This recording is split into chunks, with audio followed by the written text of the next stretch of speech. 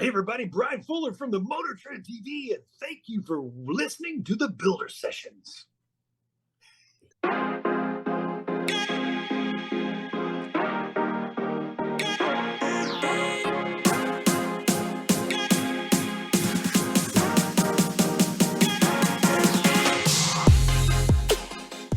Welcome to the Builder Sessions, a podcast where we chat with your favorite builders. We get to know them, their stories, and hopefully inspire you to get off the couch and build something cool. I'm Hoff. And I'm Rosie. And on this episode, we're super excited to have another OG in the fab and auto world, Bryan Fuller from Fuller Moto and MotorTrend. We talk about his journey to becoming the builder he is today, his time with SoCal Speed Shop and Foose, and how it's important to be humble enough to develop your skills before jumping in over your head. Please enjoy our interview with Bryan.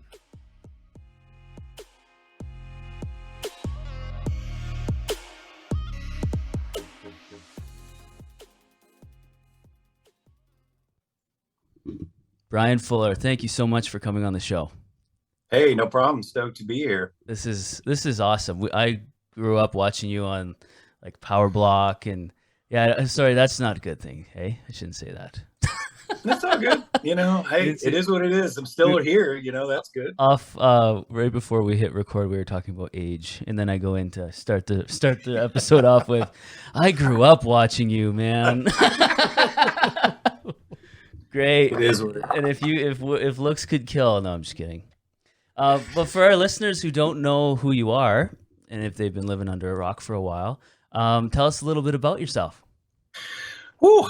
Well, I'm a East Texas boy, born and raised. I just went home to Jacksonville, where I grew up, small town.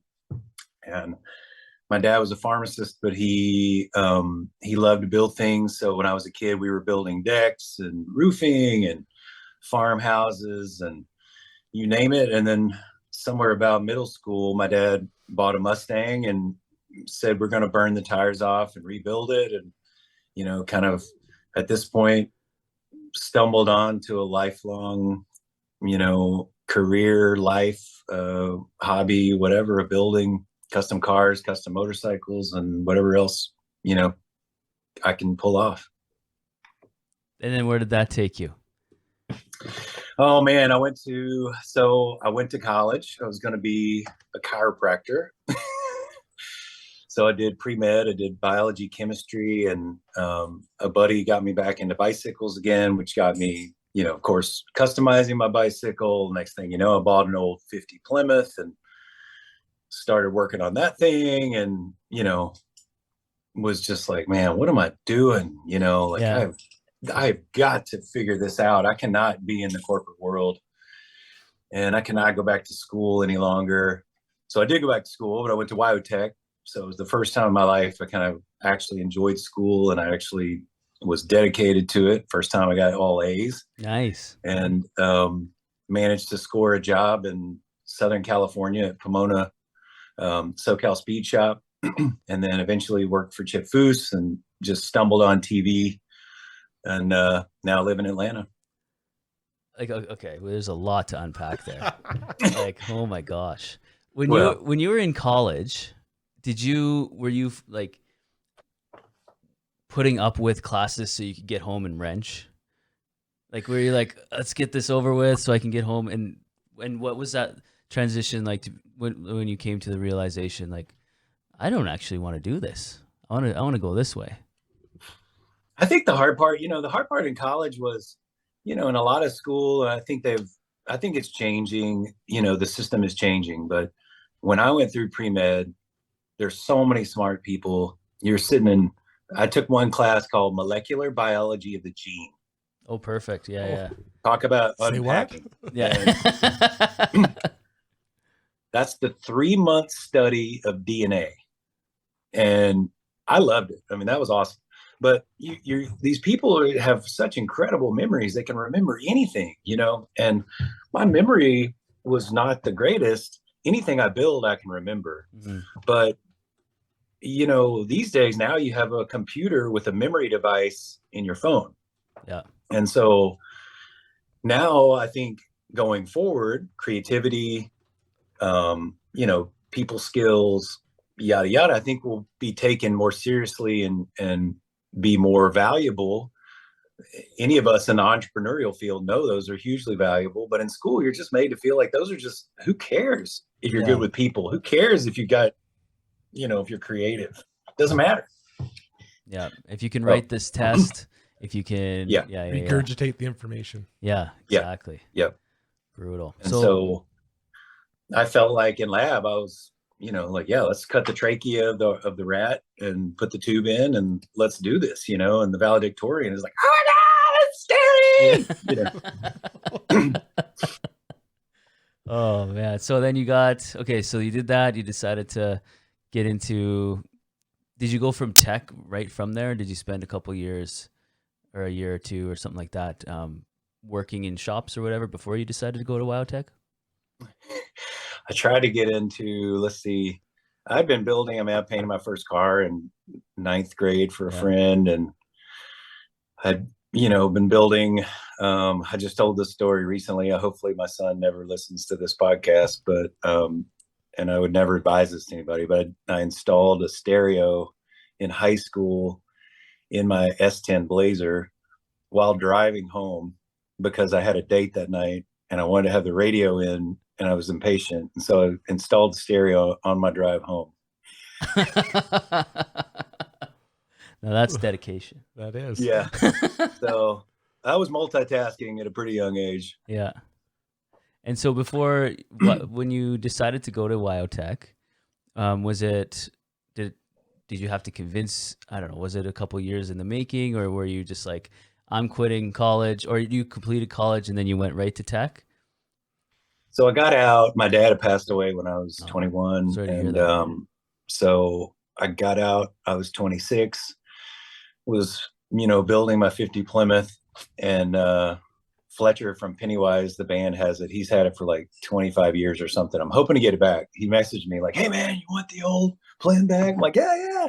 And now I can't get an answer of like either how much or what we're doing. And it's been like 6 weeks. I'm like, come on, man. You called me. Yeah. But don't tease. Come on. Yeah.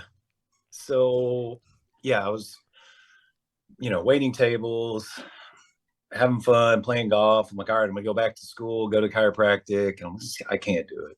And I got a real job for about 2 months. I was wearing a suit pretty much, like a tie or button down and shiny shoes. Yeah.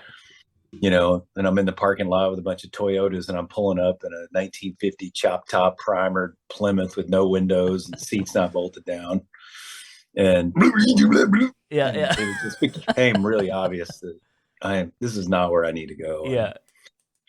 Spent a month on the company dime trying to figure out, like, do I buy a chrome shop or do I, what the hell do I do? And stumbled on WyoTech, and I called my mom, and she's like, we always thought you should do something with your hands. Like, what? And so I'm like, so you talked me into going to medical school? Yeah. Cracking bones. That's still a hands-on profession. Come on. That's hands-on, I guess. Yeah, right. Oh, so anyway, I packed it up and left Texas for the first time, and man, it's just been, I know it doesn't work out for everybody, but I feel like at the end of the day, what I realized, I was mainly doing that for money and what people told you should do, and the expectation of, what people think you should do with your life. And to completely turn that upside down, in the second half of my life is, I'm still the same person, but I'm a different person. At the end of the day, like, I go for everything now. I throw caution to the wind, and, I've realized that life is short. You got one life to live, and either get it done or you're going to be on your deathbed, or stuck in a corporate job that you hate. So what's it like from the tech school side of things compared to, like, it sounds like you had a lot of time building, painting, doing a lot of stuff at a younger age, and then you get into the tech school where it's hands-on training. Can you explain maybe your experience with formal training at, say, WyoTech versus painting a car in grade 9, and maybe there's some pros and cons? It seems like everything, people have different experiences with vocational school versus getting into a good shop with a good mentor. Can you kind of explain that? Yep. Yeah. I just met a kid from McPherson College that's been coming by recently, and that seems like a pretty cool program. WyoTech has been up and down with their with their school, it's just been tough to keep, between Corinthian and the other companies that have funded and not funded. And then I worked with VC Tech, which was in Alabama for a minute, and they popped out and pulled their funding. So we've just had a lot of challenges, I think in that world. The problem just becomes that with all schools, is that you end up with a lot of debt. And, not to say it's not a bad way to do it. It worked for me. But at the end of the day, there's also other avenues, which, a lot of times I recommend for people. And especially these days when you have so many resources online, I mean, YouTube and, the internet searches that we didn't have as a kid, TV even, that's happened since I kind of stumbled on car TV. And now you can just, get in at a shop, do some workshops like we're doing this weekend at Fuller Moto, and you can really learn and get paid a small amount, but enough to pay for your rent and pay for food, if you eat cereal. It's a starving artist life. Yeah. But man, what a happy life and existence, and you don't put yourself in debt. Yeah. And there's so much out there in the workforce now. Like there's so many different avenues, and if you get caught up going into, say, university, and it's not for you, like how many years and how many dollars do people spend trying to figure out what they want to do? Whereas now, you can get into a shop and, you can maybe do some car building. You don't like that, maybe go into the welding. There's a lot more. I mean, may as well try some stuff and figure out what you want to do before you start investing your hard-earned dollars into, furthering your career. No doubt. Did you find when you graduated from WyoTech, did you have, or in kids, I say kids, but people who are graduating now, who are fresh from WyoTech or any other tech schools, did you find that either you or they had some sort of false sense of success or security, like coming out of there? Because I remember I came out of there and just you're around all these people, you're seeing all these builders. We had like the overhauling car was there, and I had, like all these guest speakers and all this stuff, and you're like, I'm gonna be this thing.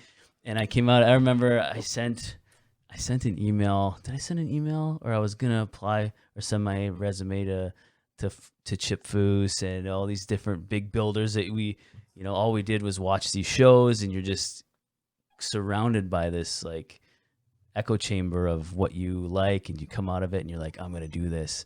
And then reality hits. Have you experienced that?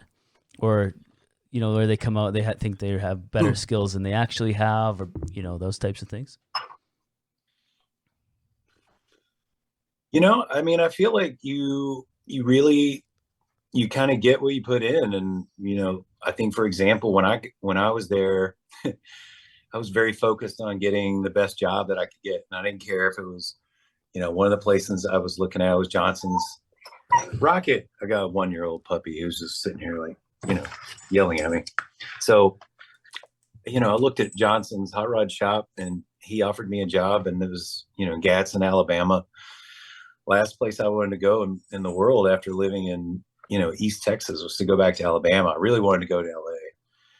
And I sent out resumes all over the country, and I drew like a custom rendering that I did during class on each little, resume page. And I was worried that people wouldn't open the envelope. So I drew like a 50 Mercury chop top flame job, custom wrote my name on there. But there's no way you could get this envelope in the mail and not open it up and realize, hey, this kid wants to go somewhere. Yeah. And so no different than TV, I hear a lot of people like they think they're going to get on TV, and all of a sudden everything's going to open up. And I think, exposure, education, marketing, all these are, tools in your packet that you can use however you want. But at the end of the day, if you got an English wheel and it sits there and you don't use it, it's still a useless tool. Mm-hmm. So you have to apply yourself to whatever it is you do in life in order to achieve great results. And it's a hard challenge. I have a 13-year-old just trying to, let him know, like, hey man, I hope you can be an NBA player. He thinks he's going to be the next great NBA player, and I hope you do. But the level of effort you're putting in right now is not even college, Yeah. Yeah. So I think that's pretty common. I mean, and there's something to be said for dreaming too, I guess, eh? yeah. Yeah. That's important as well. So you graduated from tech. What was it like working at SoCal? Because I remember when SoCal Speed Shop was like I remember getting every time, you know, your car buddies or whatever, you go to a swap meet or something and someone had like a SoCal shirt on. It's like, where did you get that? What was that like? Because Man, that was the place, you know? I mean, it gives me chills right now. I mean, I got full chills going down my arms. I mean, such a good question.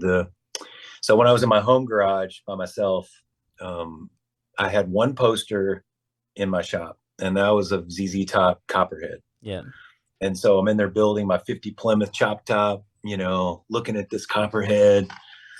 And then, you know, a year and a half go by, or whatever it is, a year goes by. I get out of tech. They put me in my area, like, okay, your first job is you're going to build a table. And, you know, it's kind of like pretty common in those shops. If you can build your table and you can make it through the table efficiently and they like what you do, then you get to stay. And so I'm building my table, and I'm looking to my left, and in the stall next to me is the ZZ Top Copperhead, the car. Oh, man. The car. And I'm like, and literally like the last 25 years of my life have been like that. Like every time I turn around, I go to, you know, I get to work with Chip. Next thing you know, TV comes. I mean, they didn't even have car TV except for Shade Tree Mechanic back then. There wasn't even such a thing on TNN. You know, like, shit just, you know, like I was working hard, and, you know, but I didn't get into this stuff to be on TV. So it's been crazy. I think that's why SoCal was amazing. I think that's why you come across so authentic, is you're not doing it. And I think that's one of the attributes of like an authentic kind of creator, is you can tell when someone's in it for the passion of it and not doing it for the TV or the views or whatever it is, just in it for the good of whatever it is. And then those who are in it, you can see right through that. Yeah, that's really cool. Yeah, SoCal was such an incredible moment. It was Pete Shapor's group. Pete passed away like 2-3 years ago when I started, and then 2 weeks later they handed us the SoCal shirts. Like, we're SoCal Speed Shop now. I'm like, oh, okay. And so yeah, we had Jake Jacobs, who from Pete and Jake's fame was there, and that dude was like the greatest welder in the shop and the most chill, cool dude. You know, such a legend. You know, he did articles, how-to articles, like how to chop top, and articles like that for Riding Custom back in the day, and some other mags. And then we had Tim Beard and John Carambia, who were like a couple of best painters around. They worked on like ZZ Top Eliminator back in the day. Wow. We had Bill Birdman Stewart, who's one of the like most insane metal dudes around, and Roy Schmidt, you remember him from Boyd's, like the old guy, who was like half asleep in the morning, you know. I mean, he worked on Catzilla, and I mean, there's just the list just kept going at that place. So the level of talent, you know. And I was like right out of college. I mean, right out of tech school. I mean, I was sucking it up. Every moment. What an opportunity. Yeah. And I'm sure if you walked in there with a chip on your shoulder being like, I just graduated from Wyotech, all those guys would be like, take a hike. Well, Bird, when I first met him, he was an old shop teacher. God, man, that guy was funny. So I had a great training. Like, Roy was MIG, never put on a welding helmet, torch, gas weld, washed his hands in a parts washer, Varsol tank. Oh my God, man. I mean, this guy was dinosaur. He'd get in at 6 o'clock in the morning, take an hour nap, go to, you know, the bank at lunch, and come back in a better mood. And then he needed a nap, you know, somewhere through there. But he was like 70 years old at that point. Great guy. Awesome. But complete dinosaur builder and fast. I mean, just knock it out. Wow. And Bird would spend 3 days shrinking dents out of a floorboard that was going to be covered in foam and undercoating. You know, I mean, the two of them couldn't be more different. And so I was able to pick and choose kind of between the two of like, okay, here's a good place to have precision and, really take your time versus like, all right, dude, it's a firewall under the toe board and this is a driver car. Just get the shit done. Yeah. So anyway. You talked about working with Foose too. What was, again, another amazing experience? What was that like working with Foose? Yeah, man. Wow. Yeah. That guy was, is, such a incredible leader. My dad was a sergeant in the Army. And so, my training from a kid was, in order to be a leader, like you do in the Army, you just push people. Sergeants have the authority and a gun to just tell you what to do. So like, you do this and you do that. And what I found after working with Chip was that, he really was such a natural leader. And nothing he ever really said was geared at it. He just was that kind of person because he, again, like you were talking about, being so authentic, he loved to do this craft and was so talented at it. The combination allowed him to make people believe that, if you didn't stay there and help him create this vision, he was going to be there all night, every day until it was done. And, he had kids at that time, young kids, and you're like, dude, you need to go home. I'm 30. I'll stay. You go. So, there's so many places in there, just his, obviously his art skill, what a great person he was, how, he just related to people and people gravitated to him. There was a lot to it in that 3 years, not to mention his team, another older group of craftsmen that were just so talented as well.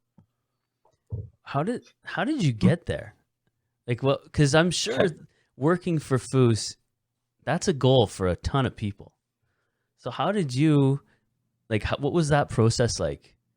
Did you just send in a resume, or did you see him at a car show, or he complimented you on something? Originally, he was kind of one of my top people to work with, but, he was just setting up his shop at that point. He had left Boyd's. Yeah. He was just kind of getting going in Huntington. And I left. Actually, I got fired from a place, which was kind of funny, right before I went on a 3-week vacation. Nice.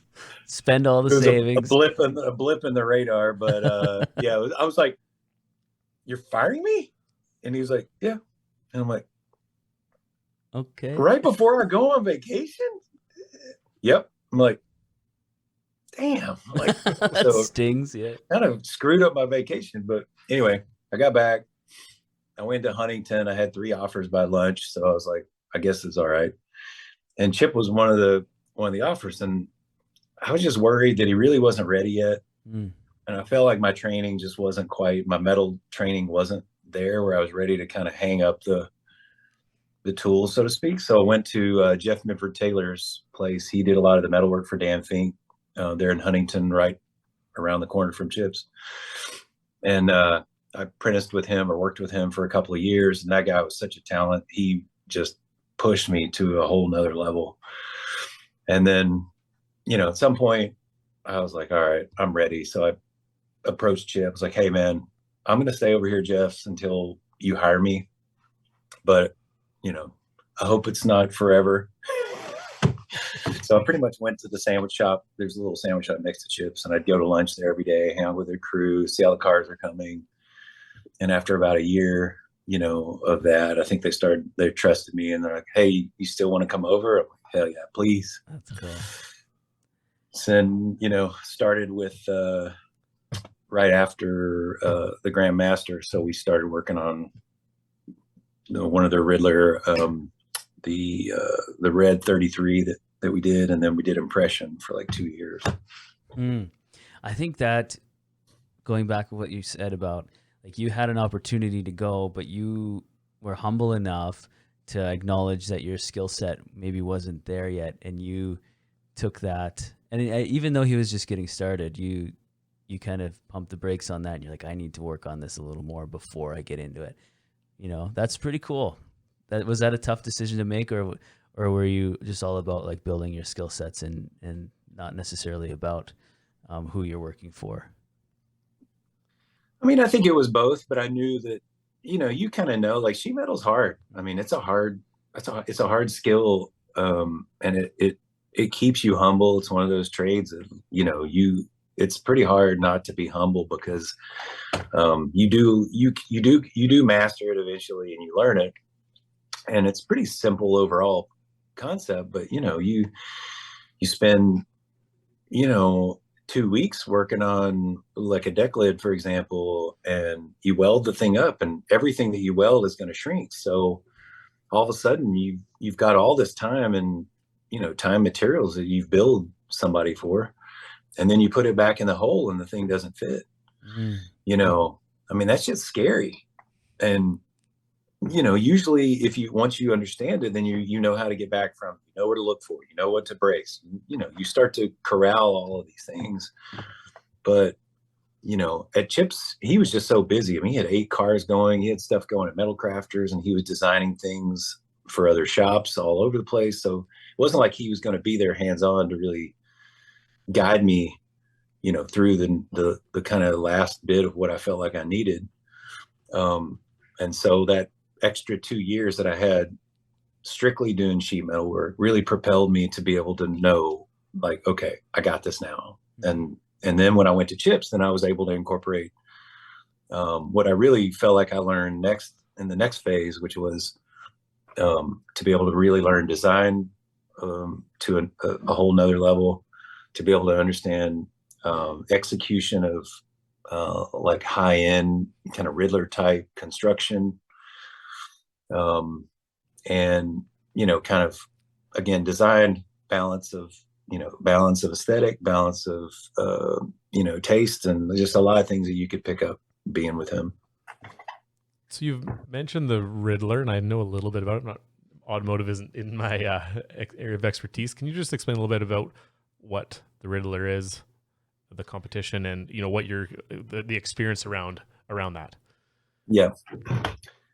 So Riddler's kind of a builder's, almost a build off, I would say, in the car world. Like in the bike, I do motorcycles as well. So we would call it kind of like a build off, or a national championship almost. So you're judged a lot on how perfect your gaps are. These judges will crawl around with a mirror underneath the car and see, can you see any lines? Can you see any blemishes? Are there any chips? And it's evolved into its own kind of subset art that, I mean, personally, I don't think they've gone away from being a real car, because we got so much time and money and energy into them. I enjoy watching it and seeing how they go. But, Chip just escalated the level so high, and then, everybody else just kind of had to fall in line in order to win, that, I don't know. I prefer a usable vehicle. So we undercoat most everything underneath. We powder coat most everything out, everything. All our bolts are stainless. I really have a vision of somebody driving the car. Mm-hmm. A lot of times they still don't. But when you get one with that much money underneath it, nobody ever drives them, hardly, very rarely. So they're just held to really high standards with gapping, and like you're spending. How much more time would it take to do a project that goes into the Riddler compared to even say a high-end build? It's insane. I mean, I think, it's a full custom car these days is kind of, even little 32 Roadsters and stuff. It's pretty hard to get out under $150,000. Whereas, Riddlers are $1 million, $2 million. That's insane. I don't see how you could do it for under $1 million. It just doesn't even seem possible. Yeah. Were you almost starstruck when when you were part of winning your first build? Like, what was that like? Oh my gosh, like I helped on this car. I felt like to me, it was just, you felt like you were really helping Chip do it, and you felt like you were part of the team. I mean, I was nowhere near I did 2 years of work on that car, but, at the end of the day, there's still a whole team, and Chip is pushing you to make sure that you're getting, I remember one little example. I was working on the rear bumper of Impression. It's this beautiful kind of tapered, sculpted, bumper, and I had a sketch from him. I can't remember if he made like a cardboard of the shape that he wanted. So I start building it. He looks at it. He goes, "Is that side the same as the other?" And I'm like, yeah, it's got to be. He's like, "Did you check it?" And I'm like, I mean, I think I probably checked it with like a tape measure. I mean, that's the way you normally be taught. And he goes, "Let's try this." And he took a cardboard, made a half, and then flipped it over, checked the other side. Sure enough, it was off a little bit. And I'm like, damn, how can he see that? I mean, it's crazy. And, over time, you're able to train your eye to see such minute amounts. And, now it's just standard practice. Now I can see it. And at the end of the day, if I make one, I make a pattern, I flip it over to the other side, and I make sure they're both the same. And there you go. We're done. Has that wrecked you for going to car shows now? Do you just see flaws everywhere? Or can you turn No, that it's off? kind of more the opposite. I don't even care anymore, honestly. It's just not like within my own shop, I care. Mm-hmm. But, I care more about, to me, I drive my cars. My cars are patinaed and beat up, and, so I just I would actually rather see somebody actually get the cars out and enjoy them than make some perfect piece of art, even though I enjoy building these perfect pieces of art because it's a challenge to, nobody wants to pay that kind of money to get something that looks like a turd. Yeah.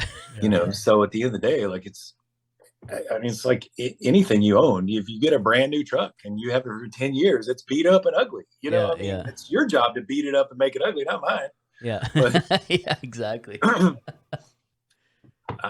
I just love the passion. I just love the industry. I love the passion of it. I love building things. The perfection of it is just chasing something that eventually is really not going to make you happy anymore. Yeah. Almost takes your passion away from the build and too caught up on the fine details when let's build something. And I guess it's got to be a fine line between charging somebody, building a car for somebody versus, having maybe a daily, and they're so different. Yeah.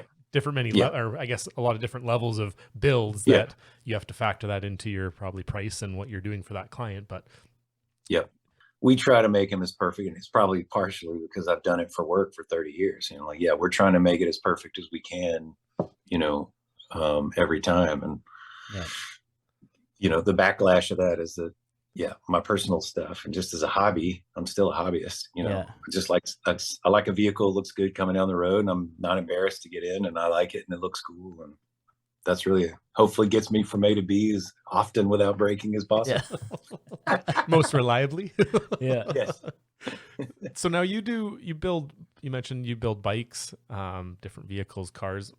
Do you have a preference on, does a bike or car bring you a different piece of joy or something compared to the other? Like you've kind of branched out, and do you just like doing everything? Yeah. I mean, it's a little of all of it. I mean, I really, I've got an old boat. I've got a 67 Correct Craft that's got a 427 side oiler in it with all Holman Moody marine components. That is getting close to body and paint. Now we have body and paint in house, or upholstery and paint in house. Now cool. I'm really excited I can actually finish it. So yeah, they're all like, to me, they're all very similar, and TV has actually been very similar too. You come up with a concept, you've got an idea of something to build, and then, you gather your materials, you figure out how much it's going to cost, you start working towards it. And then at some point, it's finished. The nice thing about bikes is they're just so much smaller. There's so many, there's no windows. Doors are a pain in the ass. Windows are a pain in the ass. There's barely any trim. Like those are hard. Like in a custom car, man, they are hard. Whereas on a bike, what's really fun about building a bike is that you see the distributor, you see the coil, you see the spark plugs, the motor is exposed, the bearings are right in front of you. So like all of the stuff that you can hide in a car with ease in a fender well or under a cover are very hard to hide on a motorcycle. And so you have to make your brake lines have to be perfect. Every bolt has to be just right. Like everything has to be just right, because there's nowhere to hide on a motorcycle. That's really interesting. You have to every build kind of has to have that Riddler, not quality, but that mentality that you can't hide anything here, right? It's got to be a focus on quality. That's pretty cool. Now, getting into your books, not only do you have a shop, not only you have all this experience, TV, all this stuff, you also have a publishing company, and you've been publishing some books, full bore welding and full bore sheet metal. You want to talk a little bit about those? Sure. Yeah, Mark Prosser, who's driving in right now, we're calling it something like Workshop a Palooza this weekend. So we're doing a body and paint, and then we're also doing a welding. So we've got about, including instructors, sponsors, whatever, we got about 45 people at the shop this weekend. Cool. So yeah, we did a sheet metal first, which was awesome. And I had so much fun writing that book. We took about 2 years to do it. And then Prosser's more of a welding guru than me. He teaches at Blackhawk University. So we did full bore welding. We self-published, we've been selling them through Eastwood, and they kind of dwindled down. As the book world is, we consistently sold them a little over the years, and I don't remember how many thousand copies we did, but it was a fun run, and we did it. I don't know. I'd love to do one on paint. I'd love to do one on upholstery. There's several more I'd like to do, but then I just think at the end of the day, would I rather just go ahead and do YouTube videos of how to, if I'm going to do it, versus sitting down and writing the text. Or like you're talking about, you're having a workshop this weekend. I was on your website. We're both shop teachers up here, and really? Oh man, it'd be awesome to go down and take one of your courses. I teach welding and fabrication, and Core teaches wood shop, and so for high school. So as soon as I saw that you guys offer these workshops, I was like, that's awesome. So how did those start? Man, we almost do it. We only really usually do it once a year. So get on a plane tomorrow. Let's do this. Come on. We have a 3-month-old, so that might not work. Oh yeah, you're out. Yeah, I'm out. Maybe next year. Yeah. Yeah, you're out. No, I love doing these. I love doing the workshops. We used to do a few around the country. We did one. One of my favorites we did was at a P-51 restoration shop in Salinas. And we had barely got in the door and got a cup of coffee, and one of the guys like, Prosser, can you weld this titanium, or I think it was Inconel exhaust on this P-51 Mustang? And so they had a step ladder because they're like a tail dragger, and they had this thing already ready to go, wanting us to weld it up. So within 10 minutes, you would just think like, these guys are at such another level from hot rodding that we can't even touch it, which is just not true. It's like all of these old school crafts are very much in the same family, That's awesome. I really, there's so many things, there's so many skills that I want to build or like work on and build up in my life. And there's so many different opportunities. It's cool that you've kind of taken this time to dabble in different areas, and like on your Instagram, we were talking before the show, on your Instagram over the summer, right? Was it over the summer? You were working on concrete countertops, the deck, pergola. Like, what else do you dabble in? Holy smokes! Like, this is great. Where do you have time? Man, that outdoor kitchen's getting pretty awesome. I was just working on the deck. God, I did typical. So, with a car, we start over, we strip it down, we gut the floor, we just start over. We're just pretty much there at this point, but I'm working on this outdoor kitchen in my backyard. I started before COVID, and then COVID happened, and I'm pissed because now I've got like a half done entertaining space that now I can't use for 3 years. So I finally got back on the roof, and it's huge. It's like, I live in the city, so you can hear the sirens right now. So it's 44 by 22. 8x8 cedar beams, and I planted it with 3/16 water jet custom plates that I designed with ARP 12-point bolts, all stainless. Oh, jeez. With ARP, that's awesome. Yeah. My wife, of course, instead of like telling me, I'm just so proud of what you're doing and it's so sweet, instead of that, I get like, oh my God, it's so huge. I mean, what the fuck, you know? And so anyway, I'm like, whatever, it's awesome. So I go out there. So now I'm like, okay, I'm going to rebuild the back deck. And me and my dad did this from when I was a kid. So I'm like, all right, I got this. Well, I get about 60% in. And I'm like, I just should have started over. You know, I'm repairing boards and sistering boards and putting new, you know, trying to fix up this old structure. I'm like, why didn't I just tear this stupid thing out and start over? You know, it would have been so much easier and better, but whatever. It is what it is. So how do you get into all like the concrete countertops? Are you just the type of person that I want to try this, I'm going to do it? And do you just jump in? Do you, maybe go to YouTube or, phone some friends or phone some companies and, inquire about how to do something? Or are you just more of I'm going to give it a shot and let's see, make the best of it? Yeah, wow. I mean, so easy now. I mean, when I was a kid, you had to find somebody or you had to find a book. You know, you couldn't just look on YouTube. Yeah, pouring concrete is really fun. I really enjoy it. They have these little forms that they're called Z forms, and so they have a radius little edge, and so once you pour it in there, you can snap off the edge, and then of course, just like a car, then the nasty part begins where you get the sand grinders out, and you got to grind this shit down and smooth it to perfection. But yeah, I just I've always dreamed of. I always say in my mind I have the Batman syndrome where I don't need 5 of any car. I want the 32 Ford, and I want the Lincoln convertible, and I want the vintage boat, and I want the modern boat, and I want my shop custom built, and I want my bicycle to be custom to me, and I want pretty much my clothes I want to customize, like pretty much everything around me I want to be made the way I like it. And so I just have my own ideas of what that ought to be. And at the end of the day, usually if I pay somebody to do it, I just get mad about it anyway. So I'd rather just take the time off of work, and usually I can work in the morning at the shop. The guys can finish out the day, and then I can take the second half of the day to, work on my race car or work on, one of my motorcycles or bicycle or a home project or landscaping or whatever crazy shit that I get my ass into.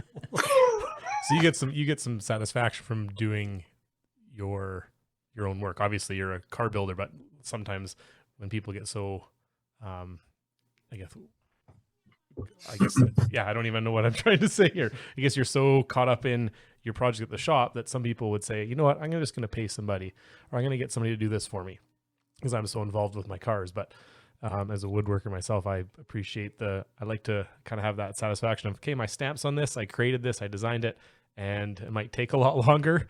And there might be a lot of swear words, and I'm going to consume a lot of beverages throughout this build. But at the end of the day, you can look back and be like, I built this. Yep, for sure. The hard part is the finishing. That's what takes so much time and dedication. And when you're paid by the hour, somebody's paying you, you don't have any choice. You got to finish it out right. When it's your house, your own car, you're like, yeah. I made the panels. It's like my old Lincoln. I made the panels. I put 2,500 watt stereo in there. My kid helped me glue and screw the thing together, and I got him jigsawing. And so it doesn't, it's a trunk, and it's, again, my kid helped me do it. So, you take some nicks and, cracks and misscrews and strip things, in order to teach your child how to get their hands dirty. And, shit, that went on for like 3 years. Well, finally now 3 years later, I'm like, all right, I'm going to keep the convertible. I'm going to make it into a 3-door. I'm going to sell the 2-door, but I've already got all the trunk materials. The panel's already made. Let's just do the trunk, Mm-hmm. So of course now 4 years later, we're finally hopefully going to get it done and get it on the market. And hopefully somebody takes it home. Do you find that working on everyone else's hot rod all day kind of takes away from your, not passion, but you're wanting to do it on your own? If you couldn't take half the day off, because I remember when I was working my first job after WyoTech, I was at a hot rod shop, and at the end of the day, I was like, I'm exhausted. I don't want to work on my own stuff, and then my own stuff just got pushed to the side. Does that happen to you? I think that's why it's helped to diversify into something different. To be able to do wood. To do wood at the end of the day, to be able to do landscaping or, make a go-kart, like a motocross track at the shop, to do something that's kind of still getting to build. But again, because of just where I'm at with my position at the shop, we're up to 14 people now. So I spend a lot of my morning kind of directing people and trying to get stuff designed and cardboard and yada yada. So it's more intellectually building than it is really physically building. And then after lunch, I can usually hopefully get my ass out of the office and really go get my hands dirty on something to keep my sanity. Yeah. I think that's so important to be able to just jump into something and have, whether it's car building, landscaping, just something that you can work towards a goal and, like you said, just get in and get dirty. And I think, for people that know what that's like, and there's some people that maybe don't have that and just maybe in the corporate world, or, well, I'm going to pay somebody to build my outdoor kitchen. I'm going to pay for the landscaper. I like getting dirty and running, irrigation pipes through and designing cool things and, getting everything done and having a sprinkler head not work because you forgot to put the crimp on and you gotta fix it. And it's constantly, I think it keeps your brain and your mind fresh. And I don't know. Yeah, it's kind like of a caveman making fire. Yeah. Look what I've made. Well, like I just went through the Natural History Museum in Houston that I've been since I was a kid. You're looking at 150,000-year-old skulls, and, humans had to make their own shelters up until, I didn't realize a craftsman home was a home you bought from Craftsman Sears. I didn't realize that's what those were. Oh, wow. Until yeah, right. a few years ago. And so, you would build your own shelter for all of humanity. I mean, like all of our history. And then all of a sudden, within 100 years, at least in our country, like people just believe that everything should be done for them. And we've got all of this, especially in our, we had builders and mechanics and machinists, the best of the best from all over the world came to America in order to make their, fortune.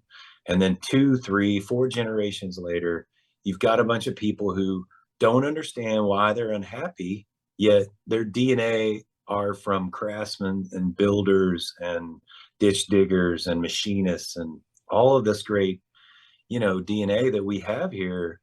And they don't understand why they're not happy, and I'm not saying that's the only reason, but I think there's something there. And I think as AI is going to take over a lot of white collar jobs, and I think there's going to be a renaissance of people remembering how great it is to go build. I hope I'm right. That's fast. I've never thought about it like that before. Why aren't you fulfilled? Well, maybe it's because your DNA is crying at you to get out and swing a hammer or, pick up a saw or. That's pretty cool. It's a lot of frustrated, builders out there, and they just don't even know it because their dad was, like,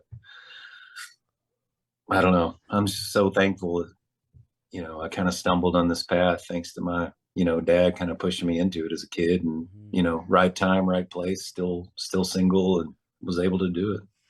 I think you hit the nail on the head. That slight push too. Sometimes people can shut down easy, right? Oh, I'm going to push you into not necessarily physically pushing, but hey, you should try this. Even with my kids, I want to try and get them into a little bit of everything. Some, basic vehicle maintenance, woodworking, repair, house, right? Like there's a lot of stuff, but if you push too hard, you can almost ruin that opportunity. If you don't push enough, they might not get to that point. So I think it comes around to timing, to be honest, and having the mindset of, my dad wants me to work on this.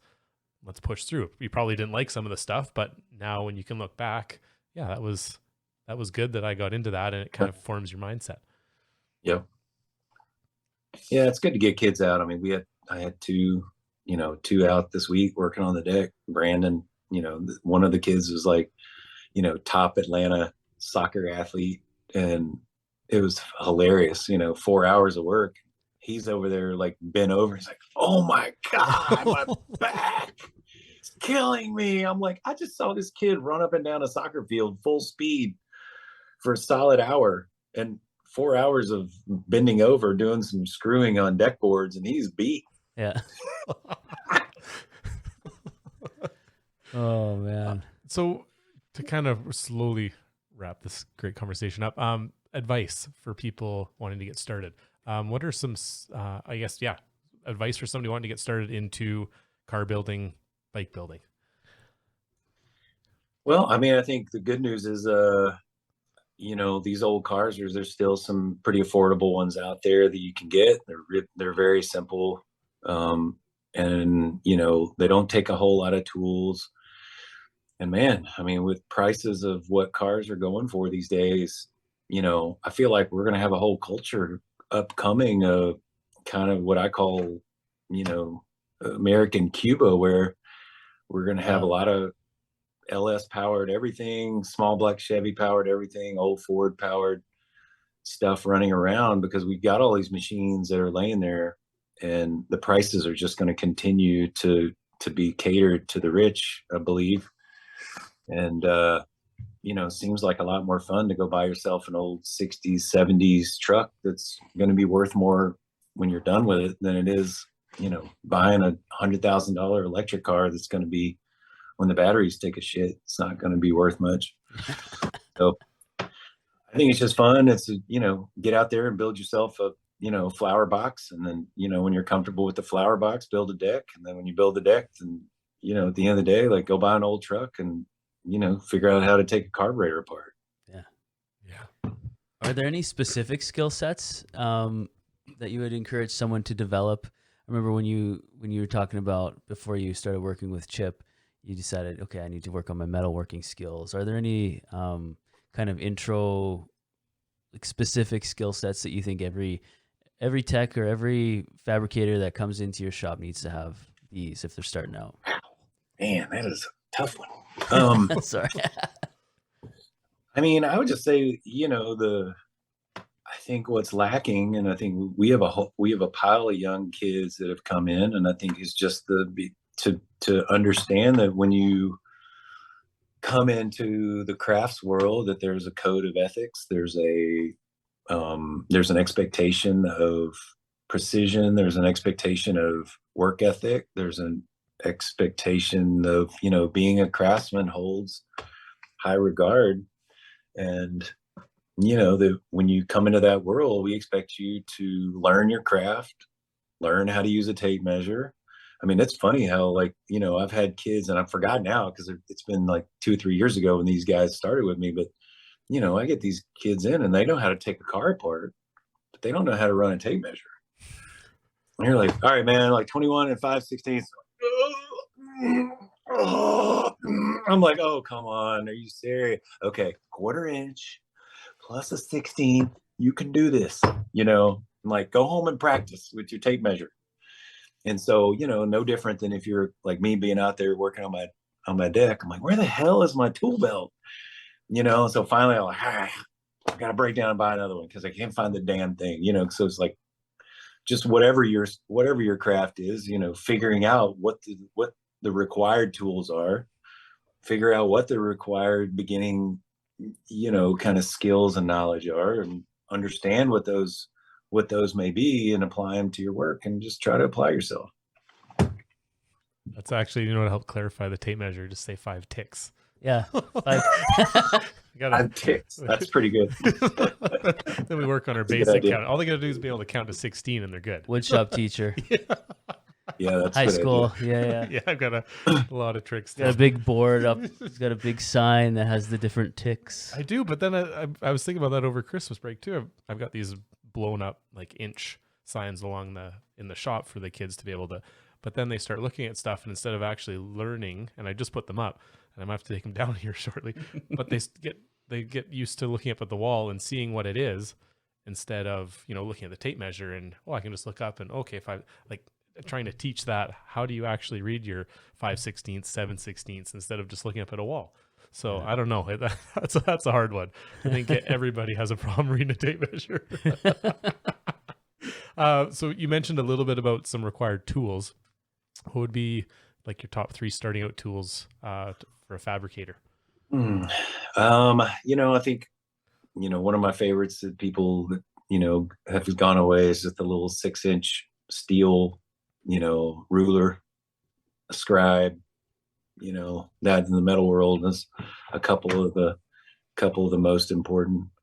And like, I think, I have a little weird tick where when I know something's going to be really hard and I've got to really put on my like big boy pants, I go back to my old apron. So I put my metal shop apron on because I know I've got my tape measure there, got my scribe, I got my Sharpie, and there's something about just getting myself in that mindset of like, okay, man, this shit's going to be hard. This is not something you can just pop into the phone and do while you're doing 20 other things. This is something that's going to take your mind. So putting on the armor, hey, suiting up. Yep, suiting up for the game. I feel like you gotta. It's funny, and the old adage is put on the clothes that you want your job to be. It seems silly, and freaking old people would tell you that shit, and here I am. Damn. Come on. Damn it, stupid growing up. Well, Bryan, thank you so much. Again, this has been a great conversation, and I just now, as we kind of wrap up the show, is there anything you'd like to promote? Where can people find you? What do you have going on that you'd like to point people to? And we'll link to it all in the show notes. Yeah, Fuller Moto in Atlanta. That's fullermoto.com. That's our website. Fuller Moto on Instagram. I'm not very good at Facebook or TikTok. I haven't done much YouTube. I've got 2 TV shows right now, Car Fix and Caffeine and Octane, that are both on MotorTrend. And again, like you mentioned, our books are good. And we've got a full service shop beginning to end in Atlanta, paint, upholstery, metal. So, guys looking for work, and don't be afraid, like we don't get as many resumes as you would think. And not to mention other places around the country, if you're interested in this kind of stuff, get out there and see if somebody can get you a job and, get yourself some skills. It's great. I say this every time, but I'm like, I could talk to these people for 2 hours. But we wish you luck in your workshop this weekend. That's another thing we'll link to too, is their workshops, your annual workshops. Hopefully we can get down there. That'd be awesome. But Bryan, thank you so much for your time today. We really appreciate you coming on the show. And thank you to everyone for listening. All the links will be in the show notes of this episode. Thanks, Hoff. Thanks, Rosie. And thank you everyone for listening, and we'll see you in the next one.